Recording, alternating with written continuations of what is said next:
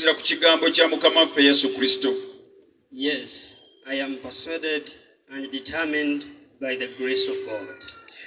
Weewaawo mpulira nga mmatiziddwa ate ndi mumalirivu olw'ekisa kya Katonda.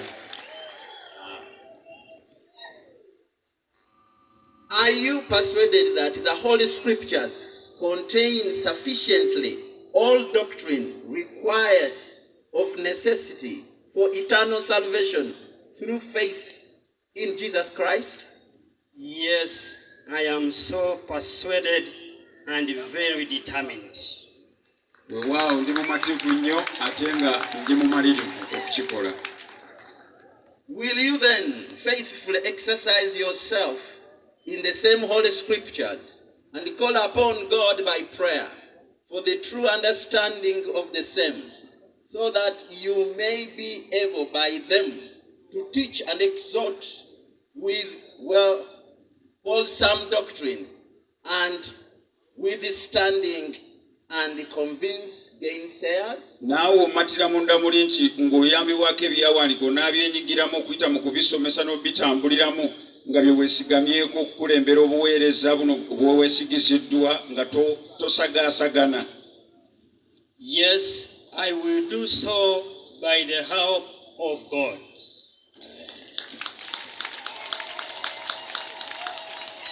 Are you ready with all faithful diligence?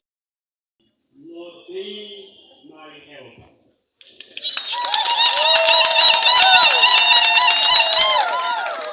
Will you deny all ungodly things in this present world, that you may show yourself in all things an example of good works to others, and so that the adversary may be ashamed, having nothing to say against you? Oneekanisa ebintu byonna eby'ensi eno osobole okwemalira ku mulimu gwa Mukama waffe, otuuke kugala ng'omulabe talina kintu kyonna ky'ayinza kukunenyaako nga talina kyakuvunaana ng'oli muweereza ataliiko bbala yadde olufunyiro. I will do so by the help of my God. Yakola bwe ntyo nga Mukama omuyambe wange.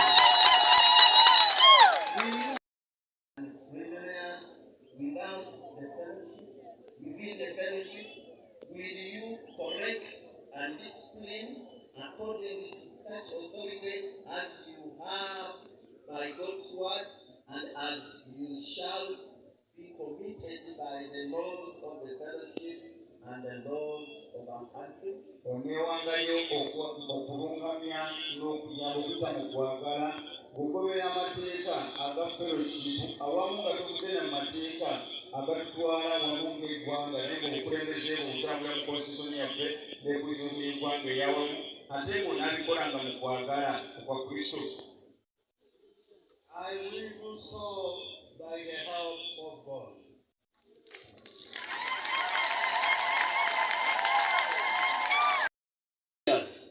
Destitute, and you help them?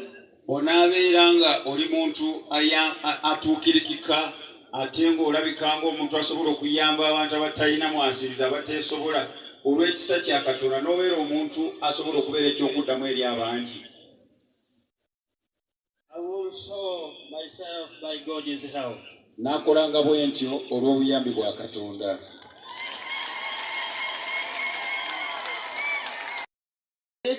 Is ready to serve God. Muwulidde n'amatu gammwe bennyini nti Bishop waffe Joseph tumwebaze mweteefuteefu okuweereza Katonda. But he's not coming in a vacuum. Naye tagenda kujja wantu abatabadde muntu. There are others who have been leading Waliwo in this abadde region. bakulembera mu regioni eno.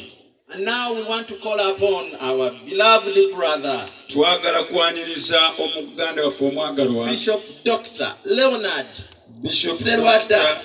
Leonard Serwadda to come and relinquish ajje asobole okubanga ofiisi ye agiwaayo. to hand over the files, Agenda kuwaayo ofiisi to ye, hand over the staff, agenda kuwaayo ebikozesebwa bya to ofiisi, hand over the anointing amafuta omunagira agenda gwejjako in the name of the mu Lord. linnya lya Mukama waffe Yesu.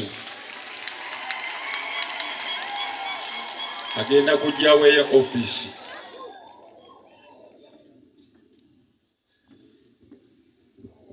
agenda kuwaayo nesikojja kwekita. Mukama yebazibwe nnyo. Praise be to God. Nebaza Mukama olw'akaseera ke I tutuuse. thank God for this time we have come into. Mrs. Serwada, come and stand by my side. Abadde munene nnyo okuweereza buno. She's been a great instrument in this ministry. Baleesaba tumukubireko omwoyo. Let us give a mighty hand of praise to her. Ono ye mukyala Serwadda. This is Mrs. Serwada. Yakusaba Bishop Suubi. I want to ask Bishop Subi, ojje mukuwe ebbaasa eno. come and I surrender this envelope to you. Ompeere ba regional overseers report yange. You give my report to the regional overseers. Tetugenda kugisoma kubanga tuli mu kuwaayo buyinza. We are not going to read it right now because we are giving out office. Ate report bagitwalira omugenyi mukulu akiikidde president. And he will take the report to the guest of honor. Ne bakadde baffe bafuneko report. And also our elders will get a copy.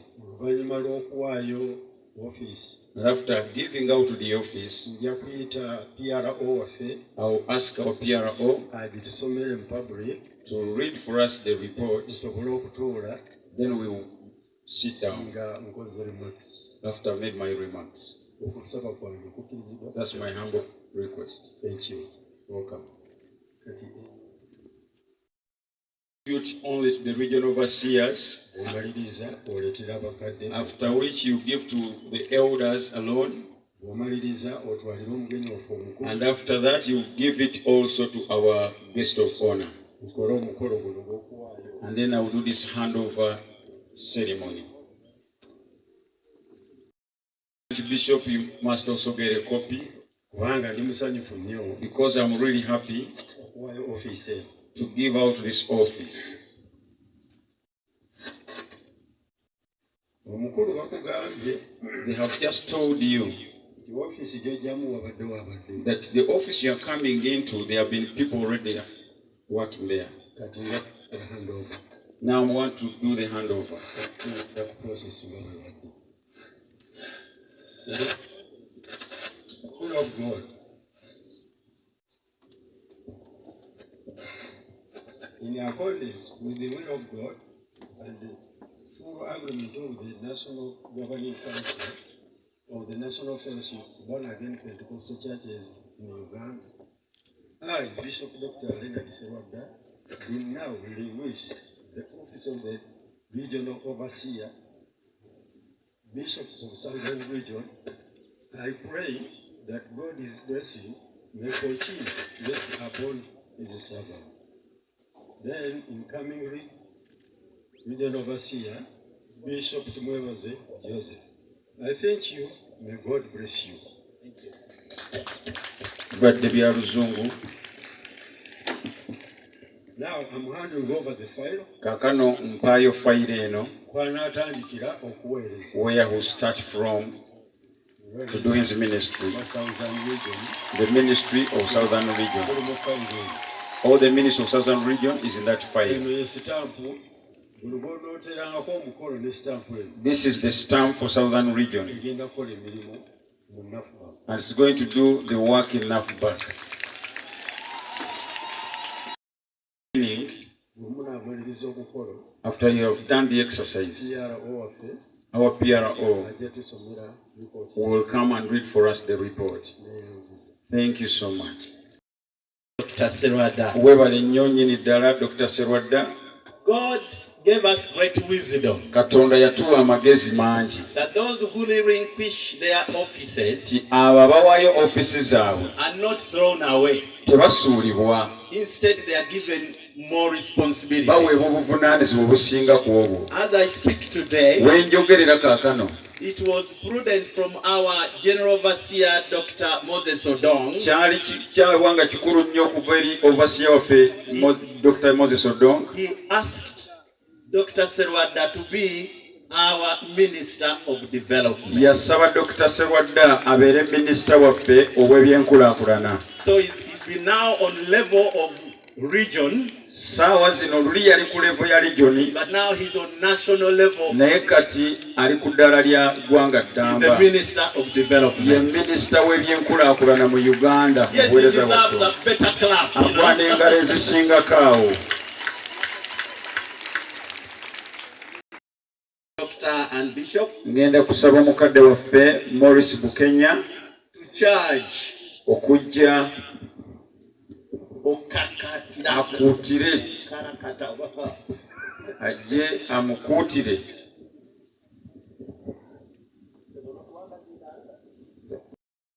Yeebazibwe nnyo.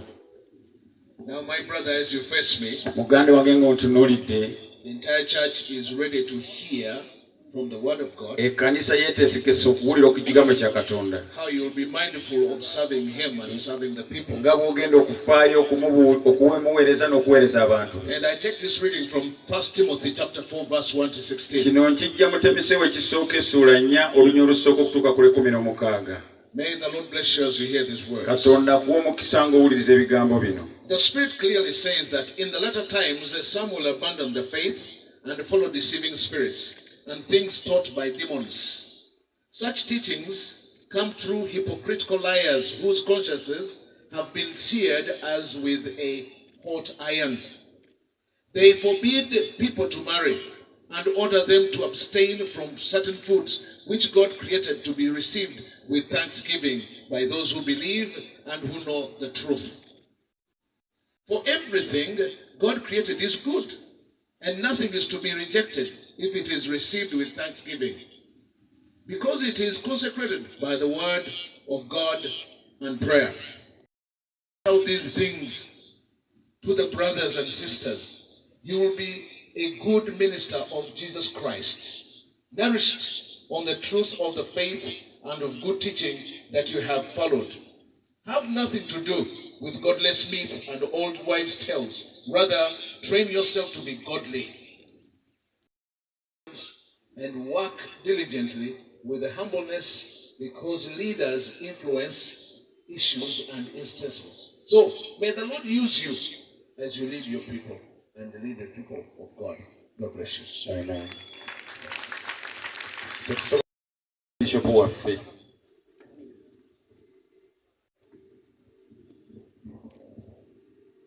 I'm going to take you through the oath Agenda kuyisa mu birayiro, or promise birayiro by'okusuubiza, or vow before the congregation and before God. okuwaayo obweyamo mu makati g'abantu ne mu maaso ga Katonda. So I would ask you to repeat before me. Nja kusaba oddemu nga maze okubuuza biri. Nja kuddamu wamu nange. I, Bishop Tumwebaze Joseph, Nze Bishop Tumwebaze Joseph,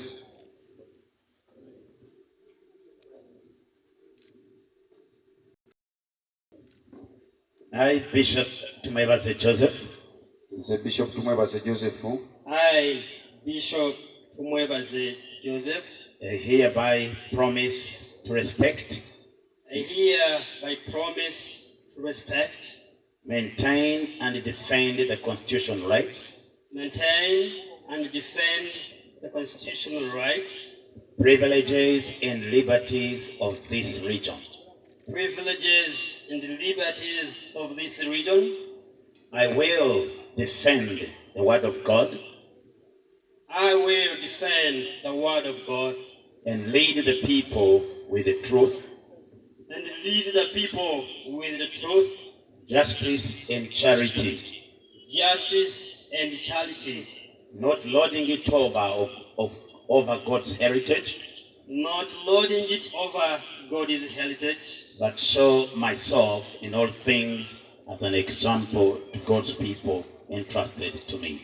but show myself in all things as an example to God's people entrusted to me. I will observe the fundamental provisions I will observe the fundamental provisions, laws and regulations laws and regulations as duly enacted from the time to time by the annual General Assembly of the Fellowship, and duly enacted from the time to time by the annual General Assembly of the Fellowship. So help me God. So help me, oh God. Amen.